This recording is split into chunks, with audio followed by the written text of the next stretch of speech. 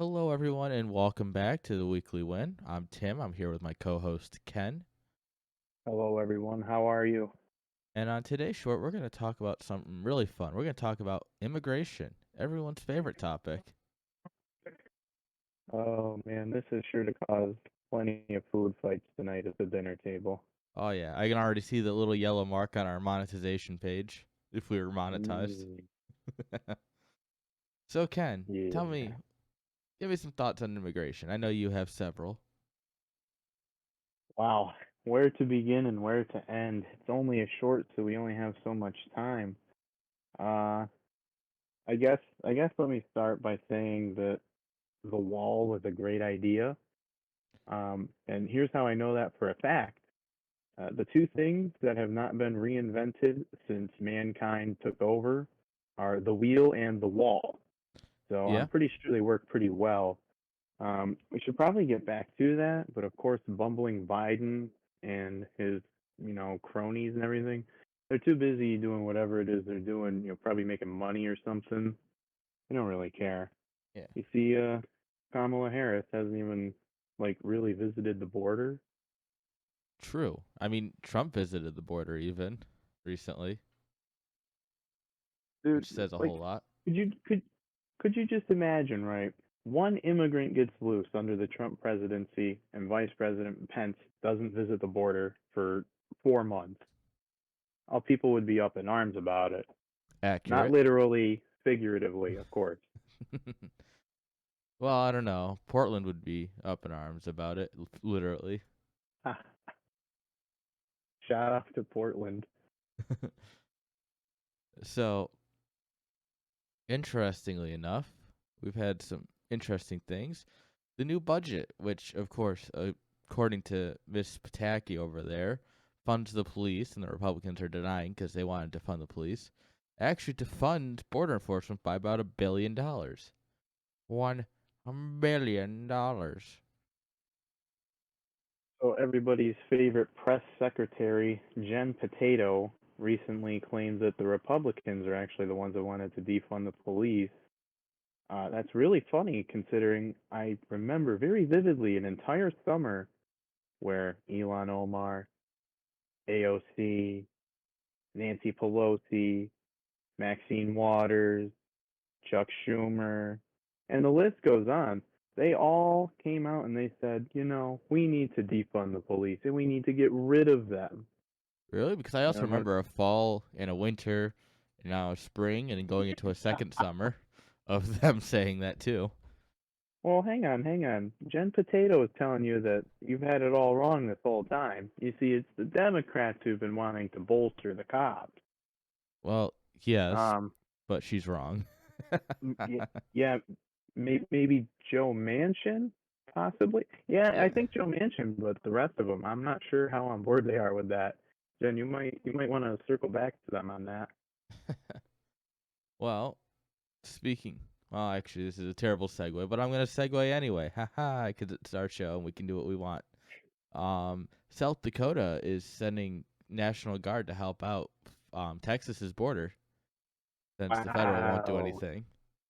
that's sad. Yeah, South Oh my Dakota and gosh. Florida, last I heard, the only two states thus far. I think there are more that are doing it, but I have to double check here. Well, Oh, thank you to the great states of Nebraska. Florida. Nebraska's also done it. Thank you to the great states of Florida, South Dakota, and Nebraska.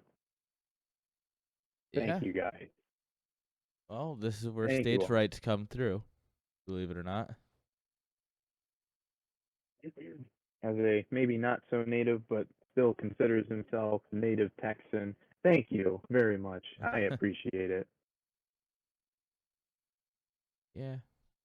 It's a great time out here with immigration on the rise. It's funny. A lot of people are coming in because they know that our nation's a lot better than the ones they're leaving. And yet, for some reason, the Democrats think that they're voting to make it the nations they came from. So, Yeah, Ken, well, not to cut you off, but let me hit you with a quick thought process or mhm. thought. What would you do to fix the immigration system? Like, where do you think it's the most broken, and how would you fix it? Wow. All right. President Ken in this make believe world God help us thinks, all, but go on. hey man, he thinks that the wall needs to be completed as soon as humanly possible. So that's going to be one of the first things that we work on. Uh, Another big thing that we're going to have to work on is kind of getting through the current amount of applications that are there and processing them all. So that way there's no new applications. That way we can Okay. kind of stop uh, immigration for a while. We don't need any more immigrants for a while. I think we have enough. Yeah. But these would be the two avenues that my make believe president would go after. I think to start. What about you? You got any Interesting. areas of particular interest? Yeah, so obviously, I also agree. Wall would be completed post haste. We'd have no questions about that. I, however, disagree that we would stop. I think we would continue to take in immigrants. However, it'd be on a much more controlled basis. It'd be you had to prove that you're coming here and finding work. There'd be consistent follow up. There would be accountability. That's the word I'm looking for. That you're Mm-hmm. coming here and you're actually adding to our society. And if you are, then sure, here you go. This is your straight path to citizenship. Have fun. 6 months later, you're a U.S. citizen. That like you're contributing to our society. That's what we wanted. And then, but if you're not contributing to our society, well, have fun. Here's your ticket back home. One way. Okay. Well, I have another question for you. Okay. Uh, how would you reform the citizenship test, like how it's done, or how many questions, or what those questions would be? Just give us a couple of, just give us S- like a broad insight, not a So, couple of anything. so actually, a couple months ago, I actually took the citizenship test just out of curiosity. And quite honestly, people who say it's hard didn't pass high school, is my assumption. Because me, who paid zero attention in our government class, passed it. And I can tell you that every answer came from that class, if not the classes I took before. Like eighth grade social studies covered most of it. It's like, it's not a hard test. And honestly, I'm pretty okay with that. It covers a lot of the basics, like who the president is, like some of our founding civics, like the Constitution. It covers a lot of these things.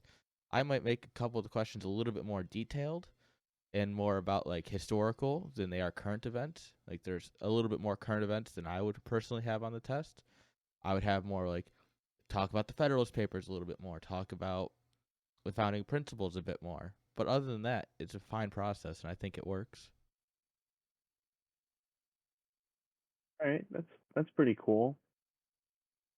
Me myself, I only really thought about just kind of changing the questions a little bit.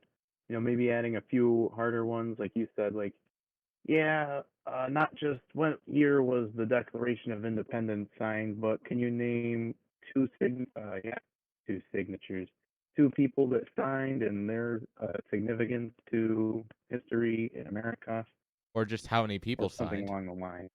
Yeah, that would be a good one too. 56, fun fact. Hmm. Do you know who the first one to sign was? I don't off the top of my head. I think it was John Hancock. I'm pretty sure. I think so. It Jamie, sounds get about on right. that. Well, I'll go ahead and make sure we put a link to the citizenship test in the description, see how you can do. I got 20 out of 20, so you're going to have to see if you can tie me at best. But that's about all we have time for today, so I hope you all have a great week. God bless, and we'll talk to you later.